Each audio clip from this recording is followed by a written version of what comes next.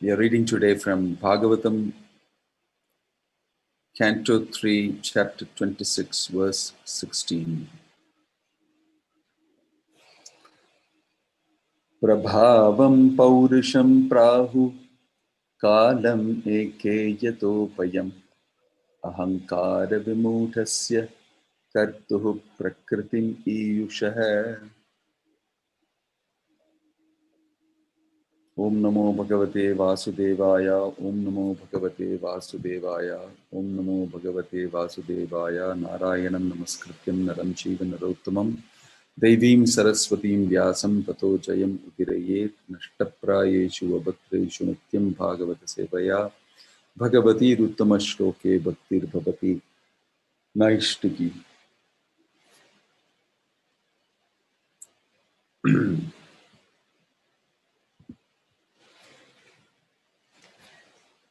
So, Prabhavam, the influence, Paurusham, of the personality of Godhead, Prahu, they have said, Kalam, the time factor, Eke, some, Yataha, from which, Bhayam, fear, Ahankar Vimudhasya, deluded by false ego, Kartuhu, of the individual soul, Prakritim, material nature, Yushaha, having contacted. Translation and purport by His Divine Grace A.C. Bhakti Vinoda Swami Srila Prabhupada. The influence of the Supreme Personality of Godhead is felt in the time factor which causes fear of death due to the false ego of the deluded soul who has contacted material nature.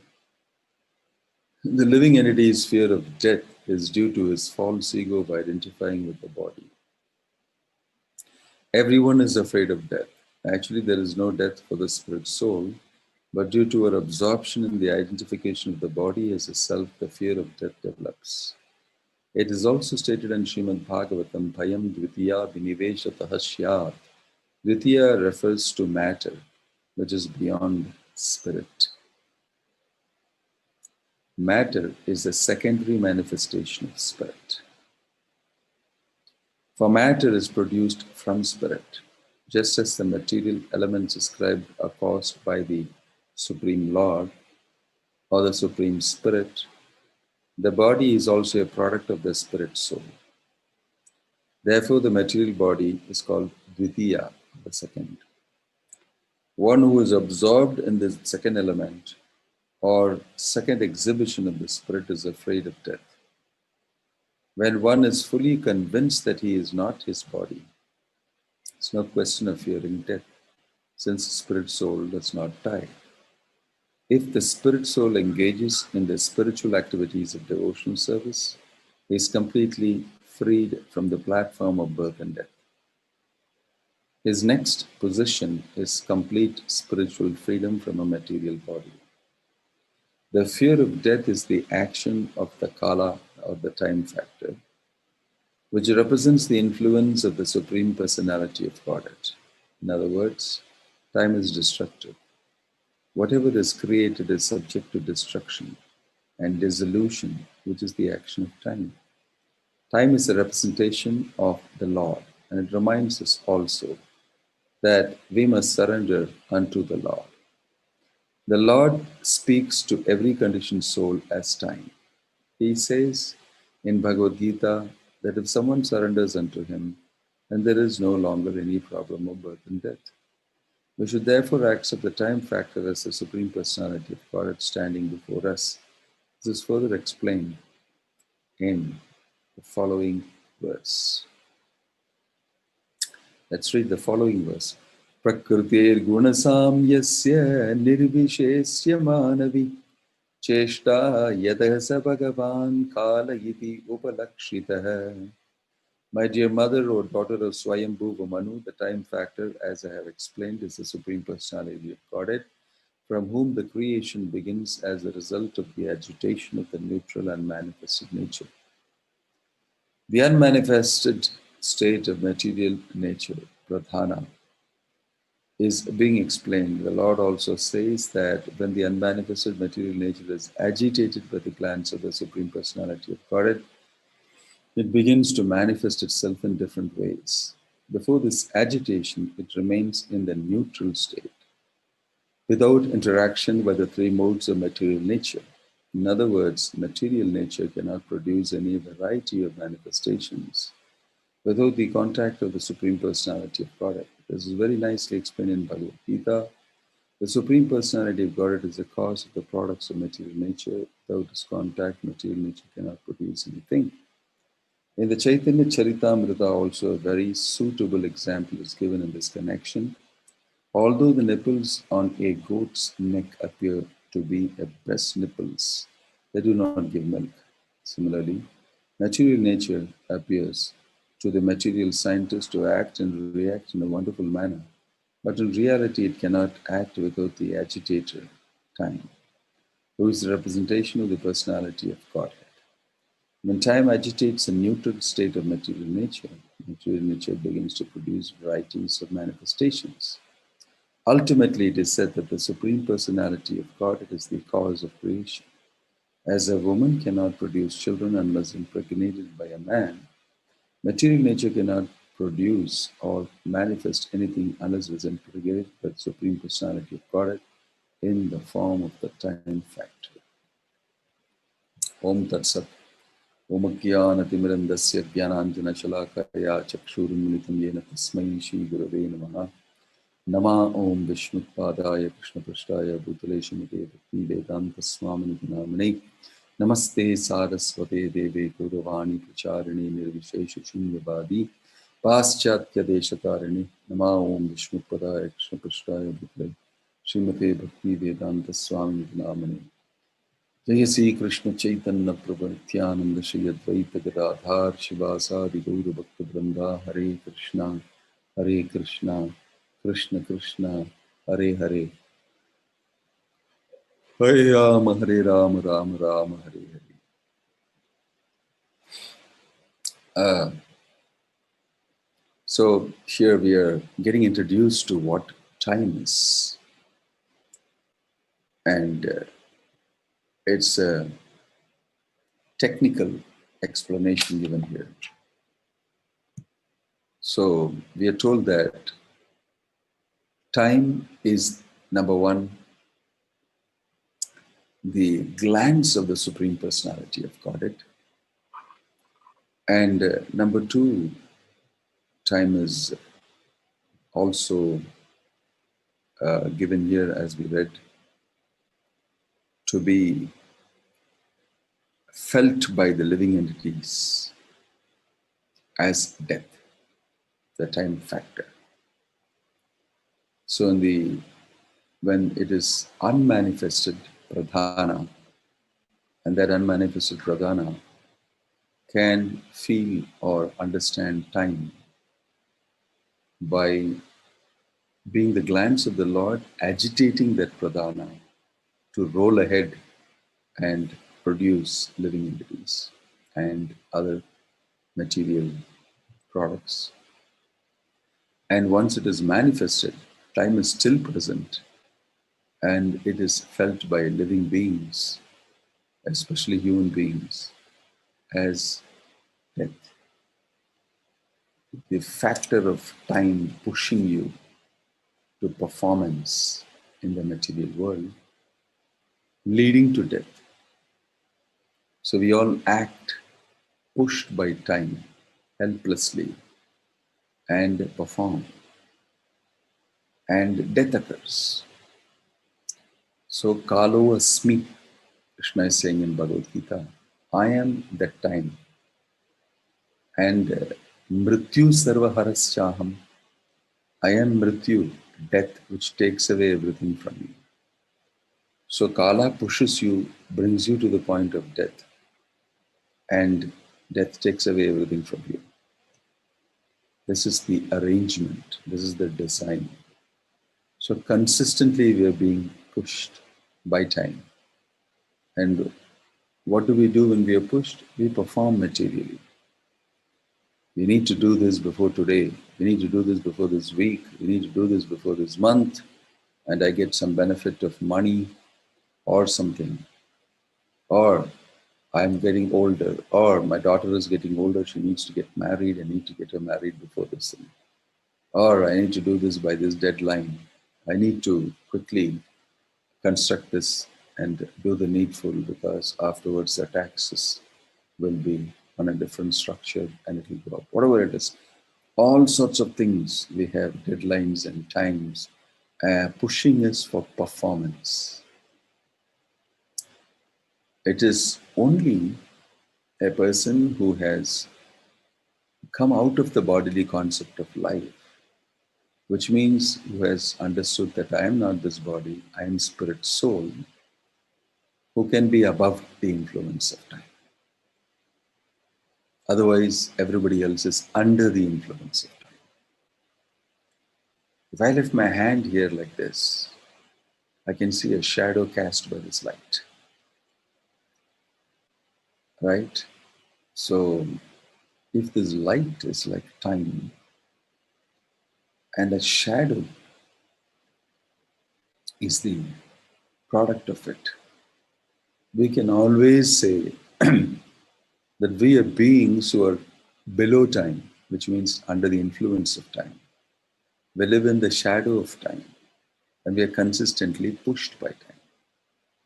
But as I lift my hand, there is also an ant on top, let's say, and that is brilliantly lit by the light. It is above time. It is above time. So we are personalities who actually originally are above the influence of time because as free spirit souls in the spiritual realm, there is no time actually. That is described in the Brahma Samhita, that it says time is conspicuous by its absence. Shriya Kanta Kanta Paramapurusha Kalpattiravo Druma Bhumis Chintamani Kadamayi Toyam Amritam Tata Ganam Natyam Gamanamapi Priyasaki Chidanandam Jyoti Tatapi Tata Svatyamapicha Shayatra Kshirabi Shurabhibhyascha Sumahan Nimesharadhakyo Vyavajati Yatrapi Nasamayaha.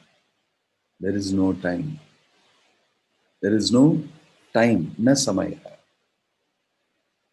So just imagine a situation in the spiritual world. There's no influence of time, which means there's no daytime, nighttime is coming. Better go to the school fast, get back fast, it's going to be sunset. There is nobody pushing you, there's no element of time pushing you. And there's no death coming. And you're totally free. We should imagine this to know what is the meaning of being free from the influence of time. You have no feeling that, it's going to end. There's no ending. It's eternal. Everything is forever. In fact, that is your real situation. You as spirit soul have no najayate mriyate va kadachan, no birth, no death. For the soul means what? Actually, you don't have. So this feeling of time and death and impending danger and everything is temporary. It's temporary. For those who are in the bodily concept of life, they can feel that very much. They can get influenced by that very much. That creates fear. That creates fear. Bhayam dvitiya biniveshata sayat isha tapetasya viparyayo asmritihi. Asmritihi means no remembrance, forgetfulness of your original constitutional position as spirit soul. See, whatever I'm repeating from here is not just a statement. This is how actually it functions. Right now, we are in the position of thinking that I am going to die. So this dichotomy of knowing that I am spirit soul, the eternal part and parcel of the Supreme Lord, but at the same time experiencing fear because of the bodily concept of life creates another complication. One thing we all know definitely is that somewhere along the line we know that we don't die. It's because existentially, the existential feeling is shifted to identifying ourself with the body. And that is temporary. Because Prabhupada is saying matter is a secondary product of spirit. Bhayam dvitiya vinireshata. Diya means secondary product. Very interesting explanation. That matter is coming from spirit. And there can be another argument saying that matter is non-different from spirit, in which case, what do we mean by matter and spirit? So that's explained here very subtly. If you identify with your body, or if you identify with matter, if you think reality exists in that matter, and matter is real, which it is in one sense, but eternality is not there in matter, right? So bhayam is coming out of investing in something that is not eternal and thinking it is you. So pathetic it is that I am investing and it's causing me anxiety because I know I am eternal, but I've temporarily invested in this body and I'm expecting this body to be eternal. Because I am eternal, I am expecting this investment to be eternal. But the investment is not eternal. It is just like you invest money in stocks and shares and they collapse. The stocks collapse in the market, or they're going to collapse, and creates an anxiety in you, and you have to shift the investment. That shifting of the investment is called taking another body. You shift that investment without understanding that the shifting of investments constantly and every time getting harassed and constantly being in a stage of fear. Why? Why don't I just abandon this whole investment inside matter? Take my investment with me into myself, back in the spiritual realm. Right? That sense is not coming. That comes only when one associates with such a person who is liberated, who has withdrawn his investment from matter, and who is invested in himself, in the Supreme Lord. Right? That type of a person, when we are influenced by, then we have the guts to remove this investment into this, from this dvitiya, the second investment, or shall I call it something like a temporary investment. So the temporary investment, actually somewhere deep inside that this is temporary, but in the forefront it doesn't come out. This is the meaning of not being awakened spiritually. Somewhere deep inside we know that I am eternal. But in the active phase, in the active material, right now the spirit soul is invested in matter and it is active in that phase of matter. And it is investment in the spiritual self is practically asleep. It's not happening. So we can actually shift our focus from matter, body, to the self. That's when self-realization has been spoken about. Take it away from the second investing, that is dvitiya, and invest it against in the primary origin, that is you. When we invest in that, then you awaken to spiritual life. Now, this is theory, how it is done. That's what Bhakti Vinoda Swami Prabhupada has come and very nicely explained to us. The investment starts. First, you get knowledge. First, you get knowledge that I am spirit soul. Krishna is the supreme spiritual personality. And I am also of the nature of spirit, but I have been swept away, overcome by material energy of Krishna, because I have a stake in matter in terms of my investment. Therefore, I have been swept away. If I pull out my investment, I am not swept away by the flood of material nature. Okay? So, understanding this, you play a role that I have to continue my existence in the material world, because till I realize that I'm free from it, I am stuck here.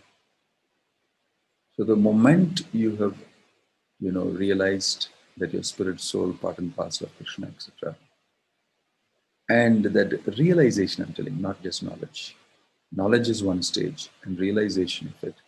Then Jnana Vijnana Sahitam Yajñatva Mokshayate Ashubha. Immediately you can withdraw.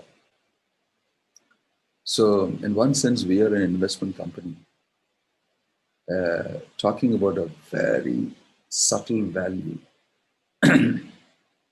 highly valuable investment, which everybody in the material world should think of. But as you go less and less subtler, as it becomes gross and gross and gross, the investment changes into something very grossly material. Money, properties, and all these things, which we identify so much with our body. But the reverse of this is another investment, that you as spirit soul are the greatest investment. If you invest in yourself, in spiritual life, then it's of great value and it is extremely subtle. When we withdraw our gross investment, that is from matter, back into spirit, into the first level, Dvitiya is the second level, into the first level, that I'm spirit soul, then the reality dawns on you, right? So you've outsourced, let's say, into matter, which is temporary. That's what is the body. So in this situation, when you have an investment in something called matter of yourself, and that is, in a flux, and it is actually atrophying, it's slowly becoming obsolete, because that is the nature of matter. Time eats it up slowly. And you're watching this. You watch your body becoming old. I've got gray hairs, I've got wrinkles. I can't hear anymore. I can't see properly. It doesn't digest anymore. This machine is slowly atrophied. Angam galitams. Sparitam mundam dasavihi najatam tundam vriddho yati gilitva dandam tadapi namunchati asha pindam. Shankaracharya mentioned. Angam galitam, you can see that your body is melting down and your hair is fallen off. Varitam mundam dasavihinam jatam tundam. I think all your teeth are also falling. And to stand up, you need a danda. Vriddho yati grihitva dandam.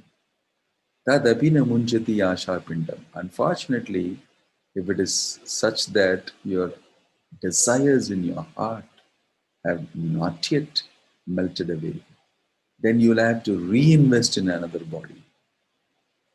You'll have to reinvest in another body. This body goes and you reinvest in another body and the illusion continues. But you can break this illusion, which is constantly creating fear, by chanting the holy name of the Lord. Hare Krishna, Krishna Krishna, Hare Hare, Hare Rama, Rama Rama, Hare Hare. By chanting, you will see that gradually you awaken spiritually, and you can see that this is where you have invested, this is what's happening to your investment, and you can pull out your investment. The amazing thing is your investment is permanently with you. It's not like in the material world that you've invested in a company and that is gone, your money is lost, it's no more in the bank with you, and you can cry. That's another illusion. Death is an illusion. The illusion coming out of, I mean, constantly expecting death is also illusion. And your investment is also temporary. It can be always recovered. This is the good portion of it. The good news to you is, don't worry, even though this body is dwindling, and even though you're going to die, you don't die. That's when you come to know that, you become happy. My investment doesn't go. It stays with me. It's the illusion that makes you think that I'm losing my investment and I'm going to die. But the good news given by Bhagavad Gita is, na jayate maryate va kadachana, na hanyate hanyamane sharire. Therefore, you don't die. This understanding will come not just by hearing me and just by reading alone. The fear will not disappear. Although I know I am still afraid, therefore knowledge is not enough to kill this fear. Jnana, Vijnana Sahitam, realization of that knowledge is important. That realization will come when we connect with Krishna, when we actually start chanting Hare Krishna. So Hare Krishna Maha Mantra makes you lose the fear of death.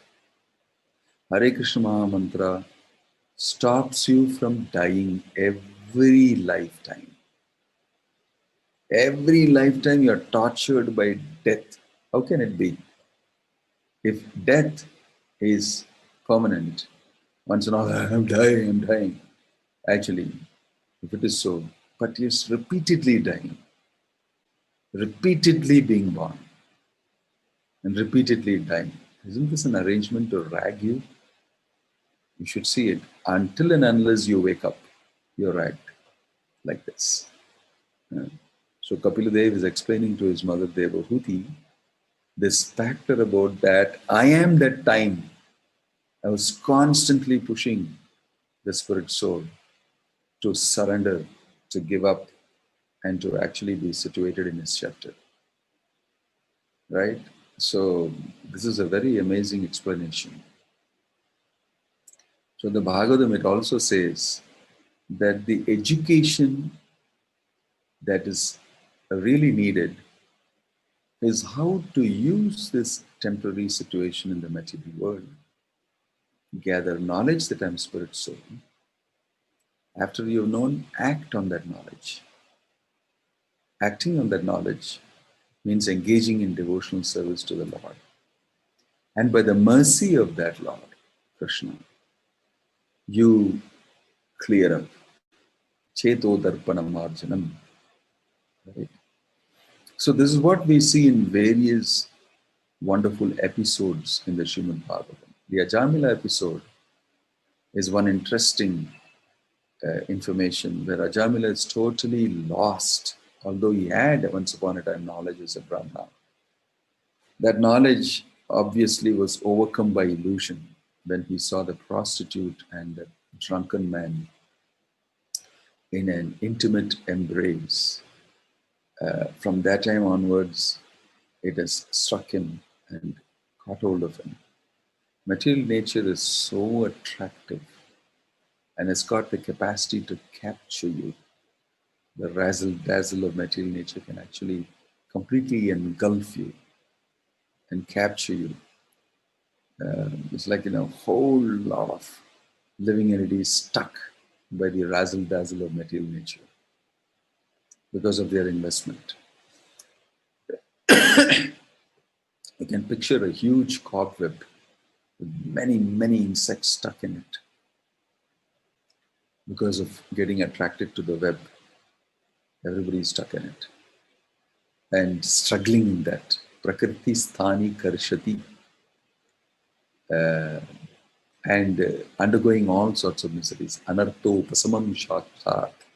Bhakti yogam atokshaje lokasya ajanato chakre satvata samhita.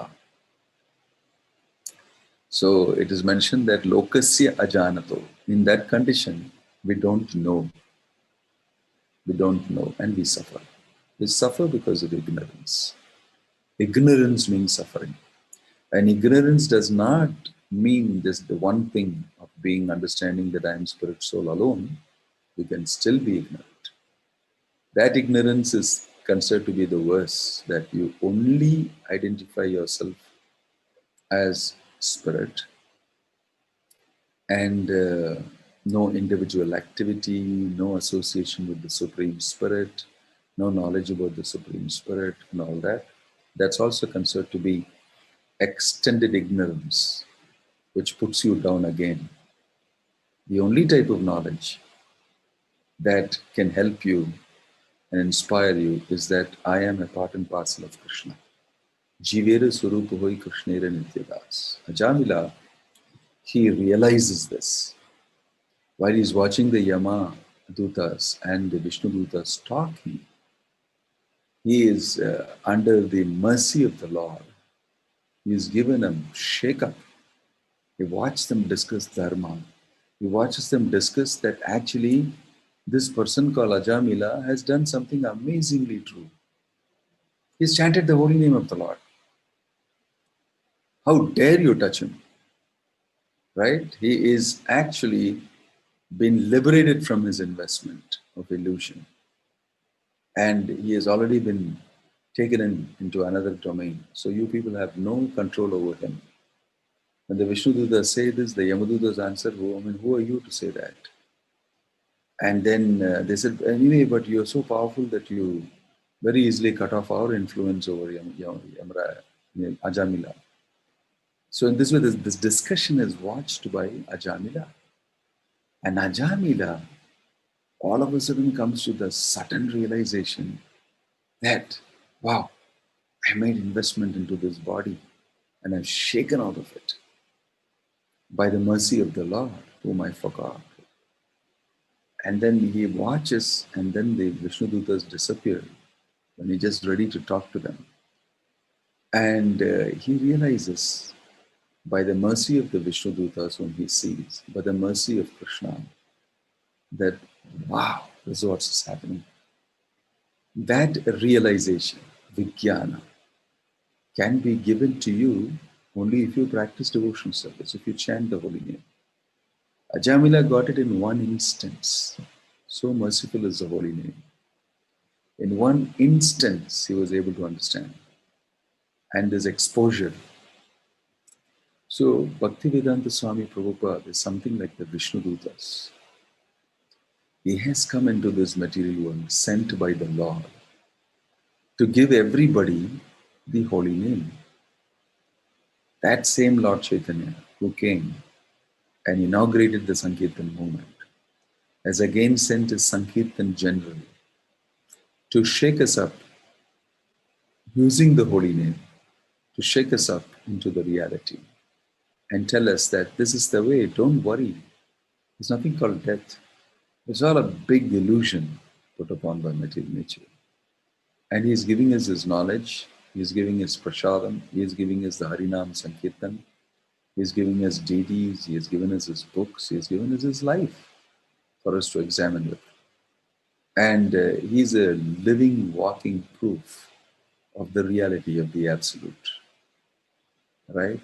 So we are asked to invest in that and overcome time's influence. And this is exactly what's being given by Prabhupada's mission. The opportunity to overcome the influence of time, surpass death, and be situated in the reality. This is what happened to Parikshit Maharaj. He heard the whole Srimad Bhagavatam with great eagerness and lost attraction for everything material and became fixed in the Supreme Personality of Godhead Krishna and was able to completely overcome death. It's an amazing story. He was not bothered anymore about that Takshaka coming and biting him. And it did bite him. He was not in the least bit affected. But he was already situated fixed in Krishna. So similarly, we can also, the more we absorb ourselves in Krishna consciousness, the more we can actually fix ourselves in the reality. And we can be completely oblivious to the material world. This is also called Jivan Mukta. There are living entities who are, while living inside this body itself, liberated from this influence of matter. And they're totally free. And you may see them to be externally mad or disconnected or something like that. But they are not. They are not. They're just laughing at the illusion that we are in. And therefore their behavior may be very different. So that's why you will see this description of completely transcendental persons as something like a madman. Totally in a different sphere and experiencing something very different. And not affected by the material. Jada Bharat, when he was taken by the dacoits for being offered to Kali, had absolutely no feeling of anything material. He was fed, he ate nicely, he took his bath very nicely, and they decorated him very nicely. All the time he was perfectly normal. They brought him in front of Kali, it's perfectly normal. Because even if he was beheaded, he knew that I'm not the body. He was so firmly fixed. It's Kali who came and threw away all her devotees and chopped off their heads instead. See, Kali and Kala, time also are same. She represents time. She came and she knocked off, because she is really time, playing in the world. She knocked off her followers' heads and let loose Jada Bharat. You go.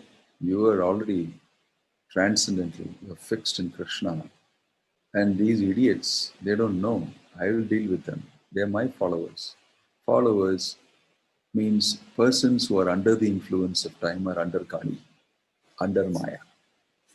That's why she's called Kali. Kali means those who are under the influence of time, who will age, who will die, who will suffer fear, and who will be subjected to the three modes. Right? So she liberates Jada Bharat because you cannot be under my influence. You are directly under the influence of the Supreme Lord. Mahatmanastu mam partha daivim prakriti mashitah bhajanti ananya manaso jnatva bhutadim avyayam. This is the second instance of a person who escapes death very naturally, effortlessly. Why? Because a person who is Kala, Kalo Asmi, Krishna, he knows how to protect. He knows that his devotee is protected. So, having said this, we should also face death, especially if we have invested properly in the chanting of the holy name, invested in devotional service to the Supreme Lord and Prabhupada's mission, followed the instructions of a guru and read the books of Prabhupada and endeavored to practice it, then you will definitely not face the anxiety at the time of death. At the time of death, it is mentioned Krishna personally attends to you if you have spent your life chanting Hare Krishna and serving. There's a Sri Vaishnava Acharya who has mentioned that even though you forget to remember Krishna, because you have chanted Hare Krishna and served him, he will make sure that he makes you remember him, or he will himself appear. So this is not that we have to, therefore, because we think we are devotees, we can afford to not attend to certain things. A devotee is absorbed. He doesn't bother about getting a concession at the time of death from Krishna. Death or no death, I am going to absorb myself in service. That's very dear to me. I am eternally a servant of Krishna. He's absorbed in service. He's not bothering about death. Really not bothering about death. Like Prabhupada's life, you'll see that Prabhupada, he said that I want to die like Arjuna, fighting till the end, serving Krishna, fighting Maya and serving Krishna till the end. That is a glorious, passing away of a Vaishnava. So Vaishnava does not die. He reasons ill who reasons that Vaishnavas die.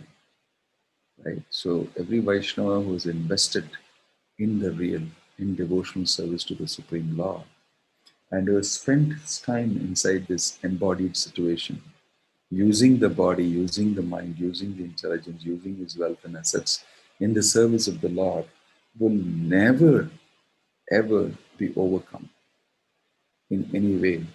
He may not have done things very well also, but still Krishna would definitely attend to him. So this is the good side of material life. That if we have invested in Krishna consciousness, invested in performing devotional service, time cannot touch you in terms of fear. So that's why devotees should not be afraid, need not be afraid. They need not be afraid about what's going to happen to them, how they are going to. Of course, we pray to the Lord with that feeling that I am not up to the mark, because we know that even our success in devotional service is actually coming from the mercy of the Lord only.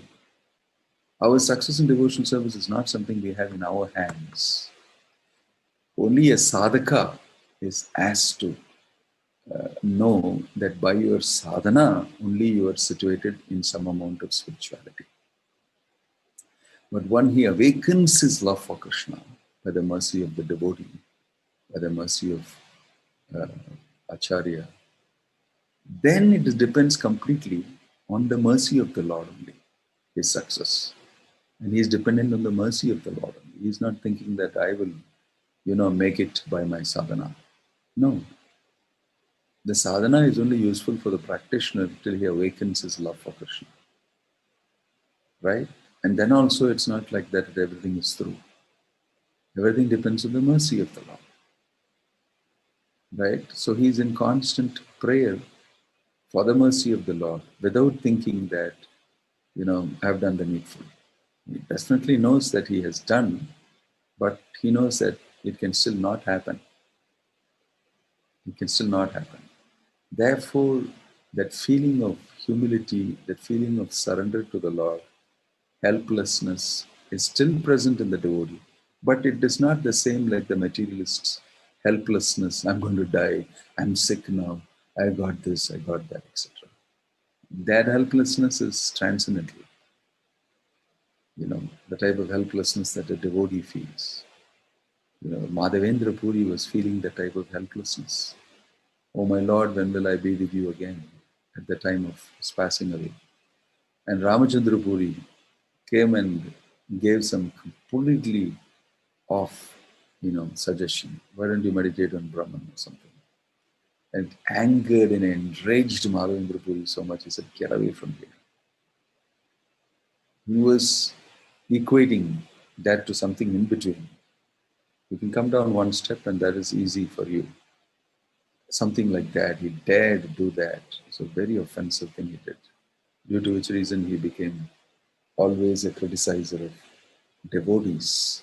Whereas Ishwara Puri went ahead to render the service in the Leela of Lord Chaitanya as his guru, who advised him in Gaya about the mercy of Krishna, introduced him to the lotus feet of the Lord, and initiated him. Right? He got to do that service. But Ramachandra Puri fell down because he, although being situated by his Guru's mercy on a different platform, he fell down and his faith came down. So we have to be careful also that we don't think ourselves to be liberated because I'm able to be situated in devotional service. And I'm proud of the fact that I chant very well and I do all these things very well.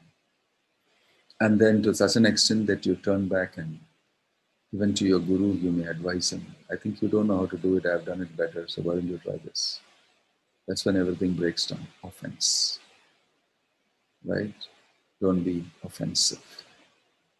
Thinking that you have made progress. All these are pitfalls. These are pitfalls. And this offense pitfall is even worse than other things. Better material situation, like we were talking earlier in a growth situation, investing, I may be better than the offense.